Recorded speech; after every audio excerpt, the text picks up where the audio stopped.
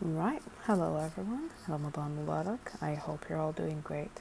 I know you only have a few days left for your exams, but hang in there. As long as you're doing your best, you will be more than fine.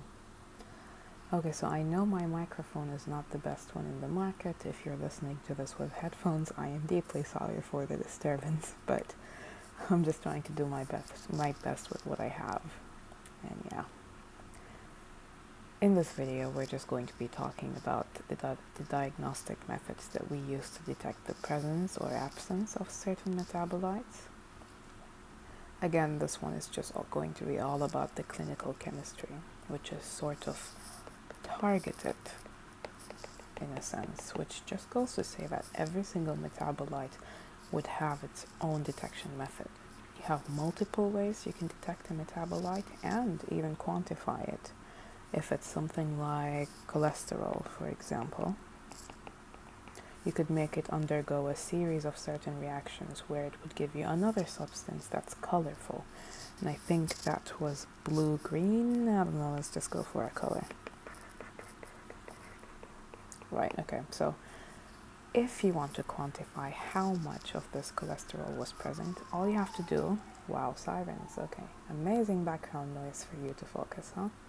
You could just measure the intensity of color produced by the reaction using different instruments. But all in all, the point I'm trying to make is that if you want to know how much of that specific thing is present, you could literally just use visual indicators. Color is a very good indicator of the amount of something you have in the system. So that's that. You know what it is. You know what this whole targeted clinical chemistry stuff is about. You know a clinical usage, like finding out cholesterol levels, for example. I mean, why would you even try and find out somebody's cholesterol levels? Because if someone has too much cholesterol in their system and they're suffering from certain diseases or, for whatever reason, it would mean many things. Most likely they're very bad things. So that's on that. Okay, now on to how this thing works.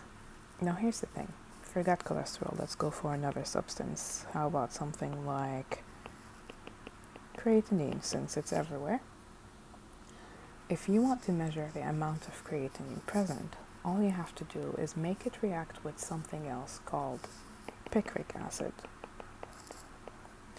Now, when you make it react with picric acid, guess what you get? You get something called the Janowski complex, and this has color. Surprise, surprise. It's orange-red. And that would be your visual indicator. Now, all you have to do is you pass this stuff through a machine that can measure the intensity of the color produced and compare it to what is normal. So the machine already knows how much color is produced in people with normal levels of creatinine. So what it will do is it will give you a nice graph thing, and this graph thing would look something similar to, you'd have like a small thing here about the wavelength.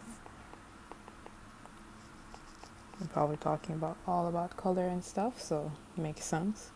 And over here you'd have something called fluorescence intensity. And for your information, fluorescence is just all about color, how much color is seen. So like I said, this machine compares color. It compares it with a reference value that it already has in the system. So if this is what a normal person would have, if this is what normal levels of creatinine look like, and this is the stuff that we got for our patient, then clearly something is up. Something's not normal here. And this would allow you as a clinician to make certain decisions, like, okay, maybe this person is diabetic, maybe I need to administer new drugs, whatever it is. You can make decisions of something like this. So I suppose that would mean result interpretation and how are also out of the way. This is all the stuff about result interpretation in case you missed it. Don't know how you would, but just in case you did. Okay, so I'll see you in the next video where we will be talking about more complicated methods of doing things. Not too complicated, just a little bit more of a different kind, in a sense.